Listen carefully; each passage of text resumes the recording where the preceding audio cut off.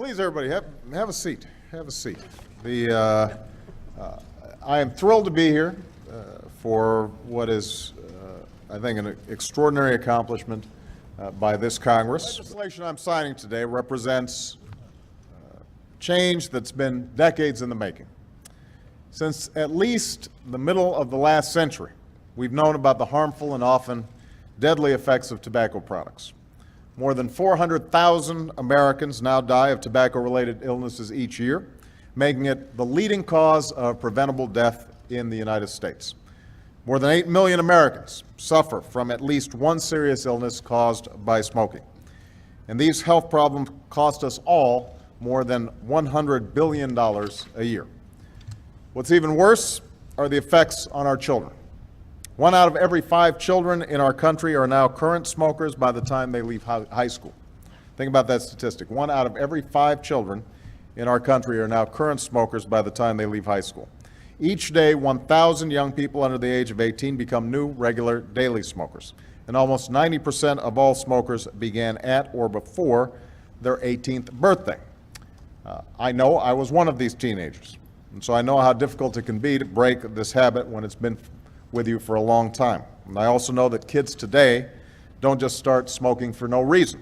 They're aggressively targeted as customers by the tobacco industry. They're exposed to a constant and insidious barrage of advertising where they live, where they learn, and where they play. Most insidiously, they are offered products with flavorings that mask the taste of tobacco and make it even more tempting. We've known about this for decades, but despite the best efforts and good progress made by so many leaders and advocates with us today, the tobacco industry and its special interest lobbying have generally won the day up on the Hill. When Henry Waxman first brought tobacco CEOs before Congress in 1994, they famously denied that tobacco was deadly, nicotine was addictive, or that their companies marketed to children. And they spent millions upon millions in lobbying and advertising to fight back every attempt to expose these denials as lies. 15 years later, their campaign has finally failed. Today, thanks to the work of Democrats and Republicans, healthcare and consumer advocates, the decades-long effort to protect our children from the harmful effects of tobacco has emerged victorious. Today, change has come to Washington. This legislation will not ban all tobacco products, and it will allow adults to make their own choices. But it will also ban tobacco advertising within 1,000 feet of schools and playgrounds. It will curb the ability of tobacco companies to market products to our children by using appealing flavors. It will force these companies to more clearly and publicly acknowledge the harmful and deadly effects of the products they sell. And it will allow the scientists at the FDA to take other common sense steps to reduce the harmful effects of smoking. This legislation is a victory for bipartisanship, and it was passed overwhelmingly in both houses of Congress. It's a victory for health care reform, as it will reduce some of the billions we spend on tobacco-related health care costs in this country. It's a law that will reduce the number of American children who pick up a cigarette and become adult smokers. And most importantly, it is a law that will save American lives and make Americans healthier. We know that even with the passage of this legislation, our work to protect our children and improve the public's health is not complete. Today, tobacco is the leading preventable cause of death, but not just in America, but also in the world.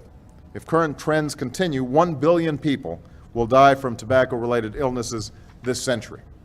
And so the United States will continue to work with the World Health Organization and other nations to fight this epidemic on a global basis. But no matter how long or how hard this fight may be, what's happening today gives us hope. When I ran for president, I did so because I believed that despite the power of the status quo and the influence of special interests, it was possible for us to bring change to Washington, and the progress we've made these past 5 months has only reinforced my faith in this belief. Despite the influence of the credit card industry, we passed a law to protect consumers from unfair rate hikes and abusive fees. Despite the influence of banks and lenders, we passed a law to protect homeowners from mortgage fraud. Despite the influence of the defense industry, we passed a law to protect taxpayers from waste and abuse in defense contracting. And today, despite decades of lobbying and advertising by the tobacco industry, we've passed a law to help protect the next generation of Americans from growing up with a deadly habit that so many of our generation have lived with. When Henry Waxman opened that first hearing back in '94 on tobacco with the industry's CEOs, he began by quoting an ancient proverb: "A journey of 1,000 miles must begin with a single step." Our journey for change is far from over, but with the passage of the kids' tobacco legislation that I'm about to sign, we're taking another big and very important step, a step that will save lives and dollars. So I want to thank not only the members of Congress who are up on stage, but also all the members of Congress in the audience and all the health advocates that fought for so long for this to happen. We hope you feel good about the extraordinary service that you've rendered this country. Thank you very much. Let's go sign the bill.